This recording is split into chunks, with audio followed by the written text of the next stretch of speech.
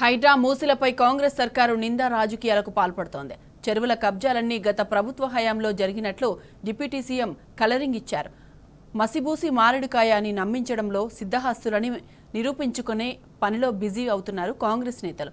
Power point presentation ద్వారా గత పాలకులపై బురద జల్లే ప్రయత్నం చేస్తున్నారు. హైడ్రా మూసిలపై మంత్రులకు స్పష్టత లేకపోవడంతో సీఎం వేడుకలతో భట్టి విక్రమార్క రంగంలోకి దిగినట్లు చర్చ.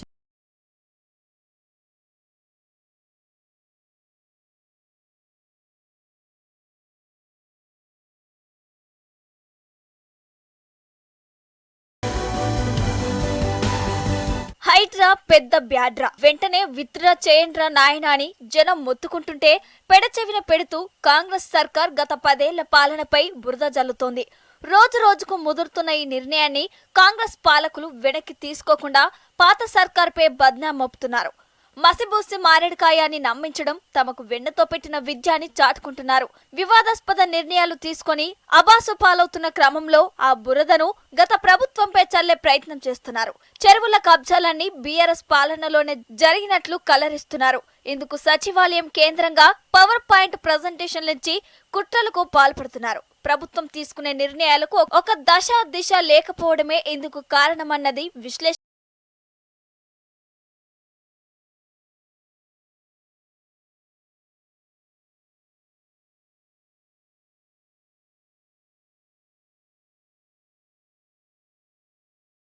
చేతులు కాలాక ఆకులు పట్టుకున్నట్లుంది కాంగ్రెస్ ప్రభుత్వ వ్యవహారం. హైడ్రా ఏర్పాటు, మూసీ సుందరీకరణ అంశాలు అత్యంత వివాదాస్పదమవుతున్న తరుణంలో పాలకులు ఆలస్యంగా కళ్లు తెరిచారు. ఒక్కొక్కరుగా మంత్రులు మీడియాకు ఎక్కి వివరణలు ఇస్తున్నారు. జపాన్ పర్యటన ముగించుకొని వచ్చి రాగానే డిప్యూటీ సీఎం భట్టి విక్రమార్క సచివాలయంలో మీడియా సమావేశం నిర్వహించారు. మూసీ హైడ్రాలపై స్పష్టత ఇచ్చే ప్రయత్నం చేశారు. కాగా సీఎం రేవంత్ రెడ్డి వేడుకలతోనే మంత్రుల్లో కదలిక వచ్చిందనేది అధికార వర్గాల్లో ఉన్న టాక్. కానీ సబ్జెక్టుతో నేరుగా లింక్ ఉన్న పొంగులేటి శ్రీనివాసరెడ్డి లాంటి మంత్రులు మాత్రం మౌనంగా ఉండటం అనేక అనుమానాలకు తావిస్తోంది. తన కేబినెట్ సహచరులతో ముఖ్యమంత్రికి పొరపొచ్చాలు ఉన్నాయన్న లుకలుకలను ఇది బయట పెడుతుంది. వాళ్ళ మధ్య అంతర్గతంగా ఉన్న మనస్పర్ధలను వెలుగులోకి తెస్తుంది.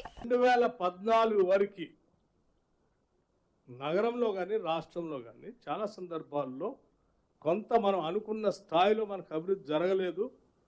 ఈ రాష్ట్రం, ఈ వ్యవస్థ, సంస్థలు అన్నీ మన చేతుల్లోకి వస్తే ఇంకా బాగా చేసుకోవచ్చు, మనమే ప్రొటెక్ట్ చేసుకోవచ్చు అని కదా అంత మనం అందరం కోరి కొట్లాడి తెచ్చుకుందాం.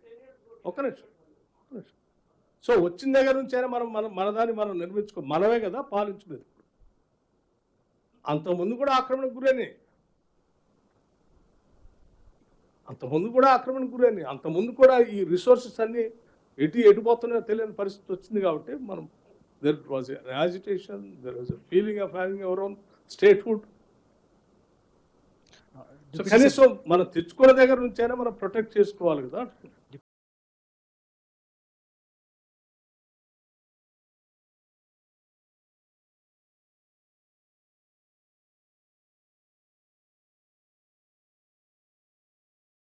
హైడ్రా మూసీ వ్యవహారంలో ప్రభుత్వ పెద్దలు చెబుతున్న సమాచారానికి ఒక దశ దిశ ఉండటం లేదని విమర్శలు వినిపిస్తున్నాయి.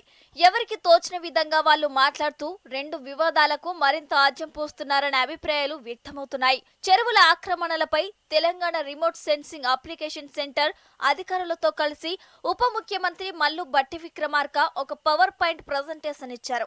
గత 10 ఏళ్ల పాలనపై నిందలు మోపే ప్రయత్నం చేశారు.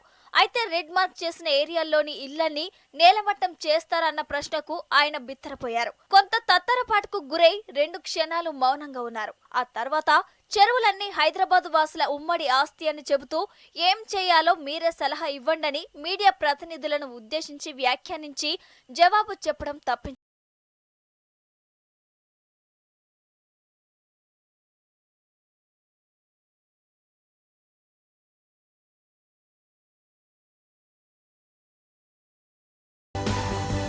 ఇదిలా ఉంటే ఉప ముఖ్యమంత్రి Mallu Bhatti Vikramarka power point presentation ఆద్యంతం లండన్, థేమ్స్ నది, జపాన్లోని నది పరివాహక ప్రాంతాల్లో జరిగిన అభివృద్ధిపై సాగింది.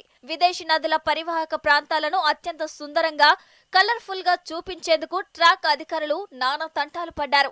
నల్లగా మురికిగా కనిపించేందుకు మూసీ పరివాహక ప్రాంతంలో తాజాగా షూట్ చేసిన విజువల్స్ కాకుండా ఎప్పటివో పాత ఫైల్ షాట్స్ ను వాడారు. కాగా నాగరిక సమాజంలో నిర్మాణం అభివృద్ధికి కొలమానం, కూల్చివేత తిరోగమనానికి సంకేతం కాదన్న ప్రశ్నకు ఆయన సమాధానం చెప్పలేదు. కూల్చివేతల బదులు ప్రత్యామ్నాయ మార్గం అనుసరణీయం కాదా అన్న ప్రశ్నకు సైతం బట్టి విక్రమార్క మౌనం వహించారు. చెరువుల్లో కబ్జాలన్నీ గత ప్రభుత్వ హయాంలో జరిగినట్లు మీ ప్రజెంటేషన్ ఉంది అన్నప్పుడు మాత్రం గత ప్రభుత్వాల పాలనలో కూడా చెరువుల ఆక్రమణలు జరిగాయని ఆయన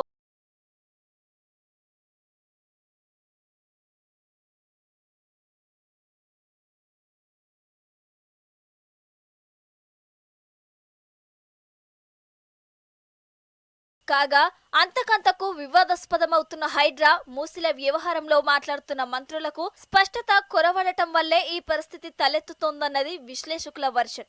ఏదో సీఎం ఒత్తిడి మేరకు బలవంతంగా అయిష్టంగా మంత్రులు స్పందిస్తున్నారన్న వాదనలు వినిపిస్తున్నాయి.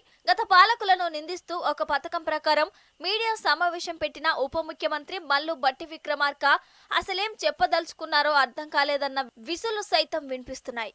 విలేకరులు అడిగిన అనేక ప్రశ్నలకు సమాధానం ఇవ్వకుండా ఆయన దాటవేశారని ఆపవాదు. ప్రజెంటేషన్ లో సీఎం సోదరుని ఇల్లు ఉన్న దుర్గం చెరువు, అక్బరుద్దీన్ ఓవైసీ కాలేజీలో ఉన్న సకలం చెరువు, వీటితో పాటు మరికొన్ని కీలక చెరువుల సమాచారాన్ని సైతం గోప్యంగా ఉంచడం